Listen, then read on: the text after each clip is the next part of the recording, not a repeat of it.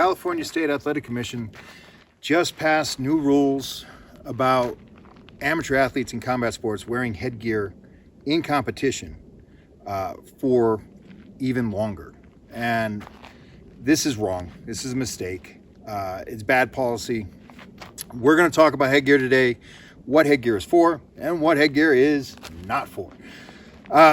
Headgear, when talking about boxing, kickboxing, Muay Thai, combat sports, MMA, headgear is a piece of training equipment used to prevent bruises and cuts, and especially cuts from accidental headbutts. And that's pretty much it. It doesn't have any other place, function, use. Headgear is completely inappropriate for use in competition.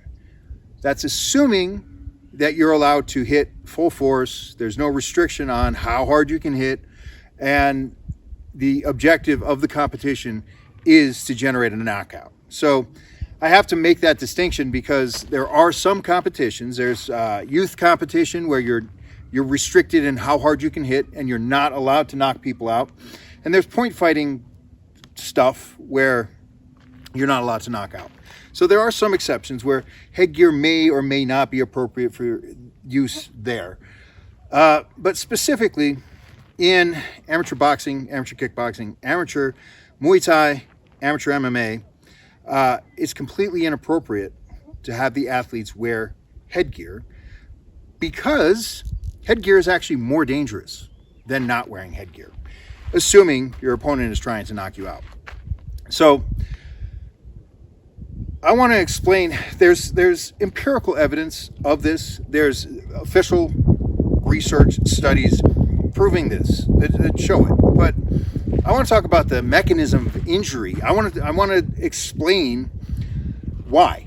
Because it's one thing to say, oh, well, headgear actually causes more injuries.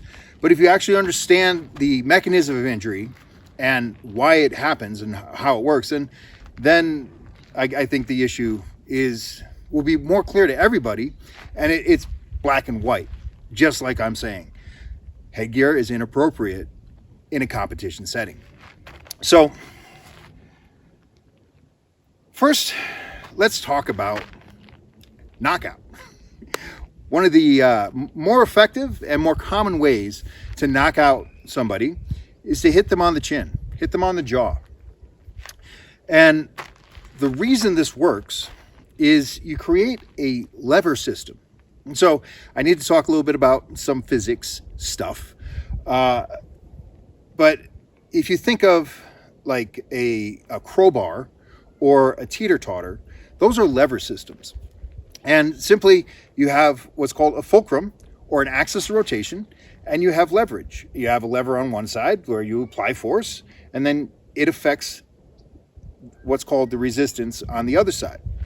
So in the example of hitting somebody on the chin, the jaw is a lever arm, the neck is the fulcrum, and the skull, where your brain sits, that's the resistance. So effort is here, axis of rotation here, resistance here. Okay? So everyone who engages in combat sports, they pretty much know this, and they understand that when you snap the head this way or that way, and you hit somebody on the chin and you snap the neck because of the leverage, the brain is encased in fluid inside a hard skull, and the head snaps and the brain keeps moving, and then when the skull snaps back, it slaps or crashes the brain. And that's actually the mechanism of injury for most concussions and many knockouts. Now, just because we're talking about it, it's also the mechanism of injury for what's called a vestibular concussion, which is a specific kind of concussion, which is pretty bad. And so wearing headgear does not prevent that type of knockout and those types of brain injuries. And in fact, it actually makes them more common and more severe. And that's the part where people get confused because we got to talk about anatomy, mechanics, and physics. So I'll do my best to not make this dry and boring and be concise. But we already talked about the lever system, right? And it's a class 1 lever system, which is probably too much, but there's 3 different types of lever systems. But this one's a class 1. Effort here, resistance here, axis of rotation in the center. But we need to talk about a concept. First of all, we need to talk about inertia. Anything that has mass has inertia. And inertia can be easily described as resistance to change. Now, most of you have heard of Isaac Newton and his laws of motion.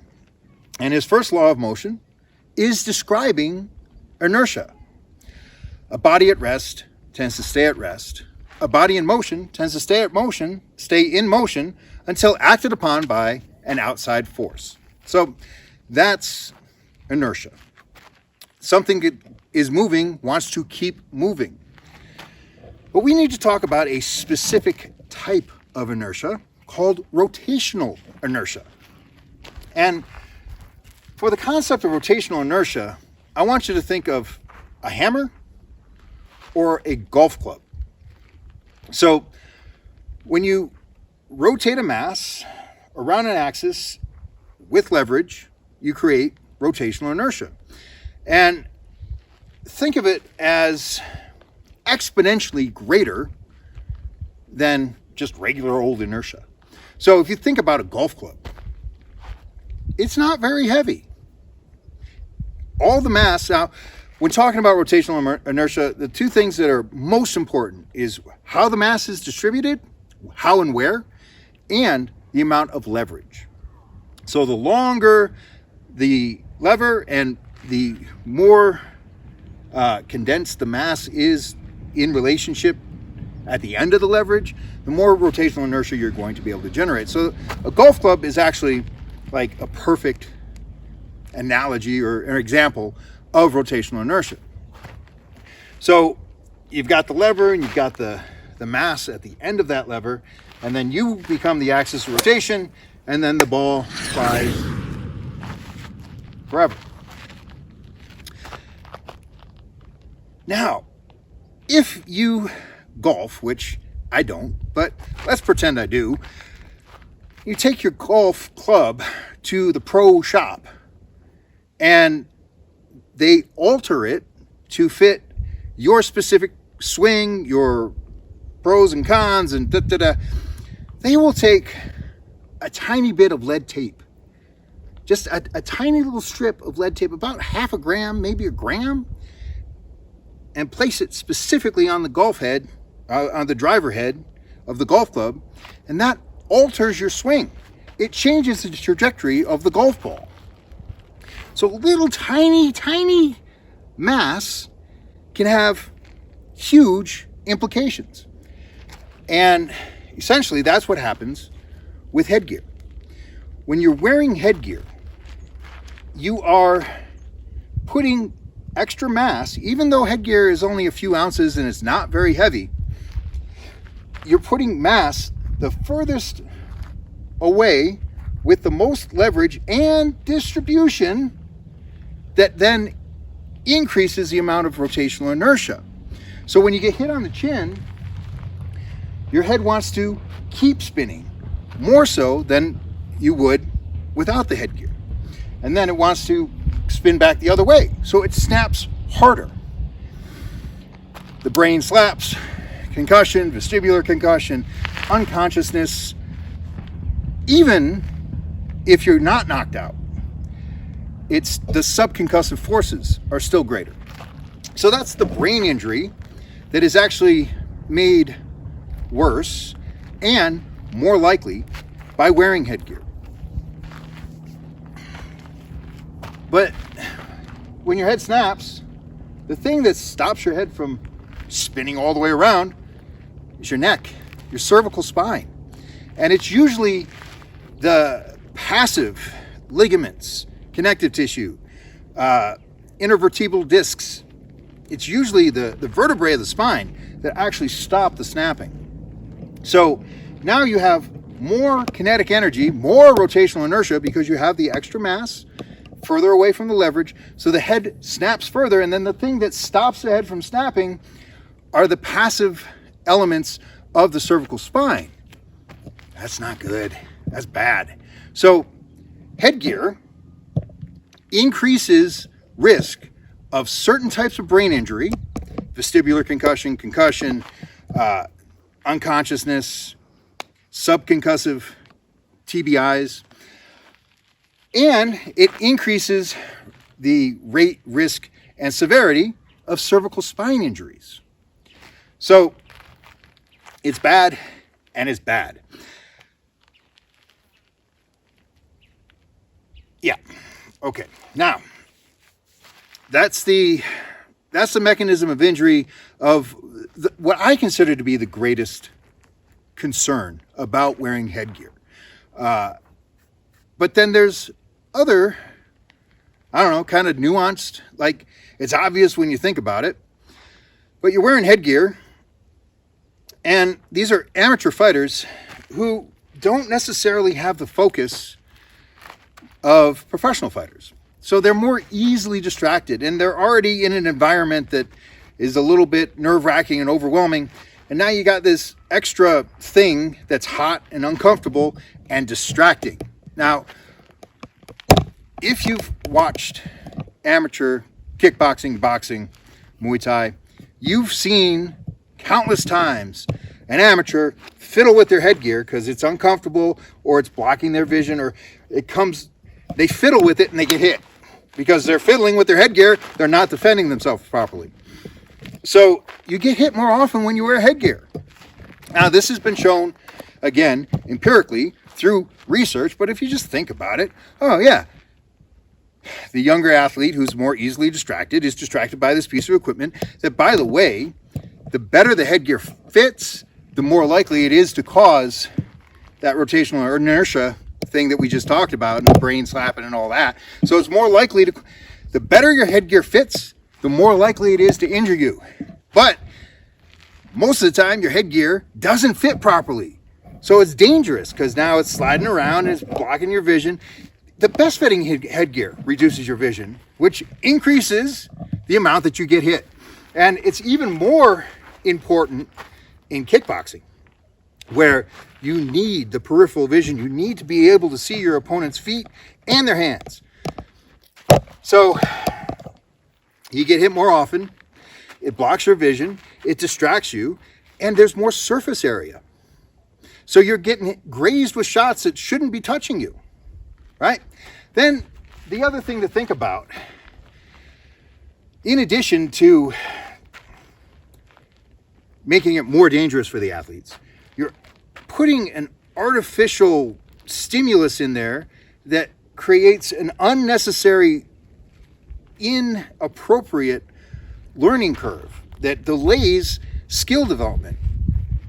They now have this extra mass, so they're learning improper head movement. They actually have to move their head more because their head is bigger.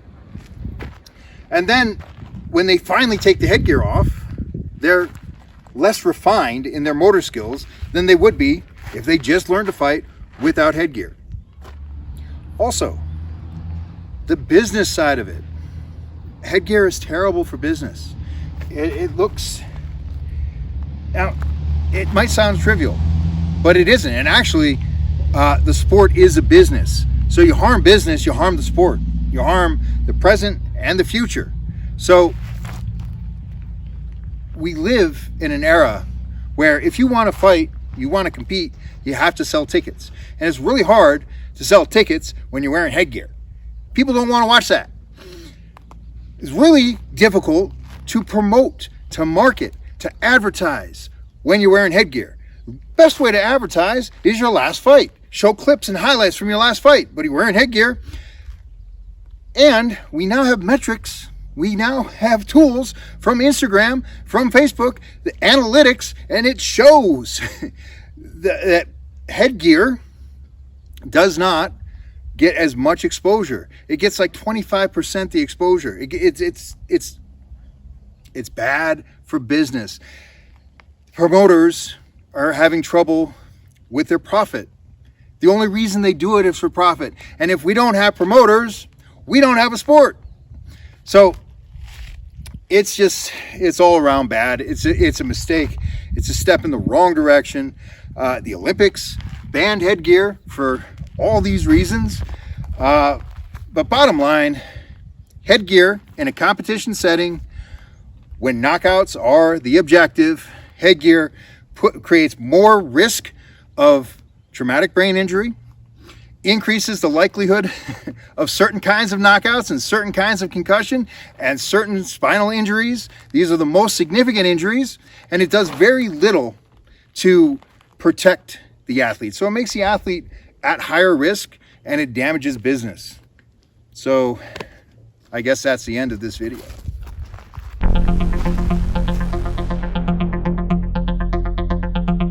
Guys, listen, we are making the world a better place. We're saving lives. Subscribe to my YouTube page. And if you're not on YouTube, if you're coming across this through another venue, Facebook, whatever, log in to YouTube and subscribe.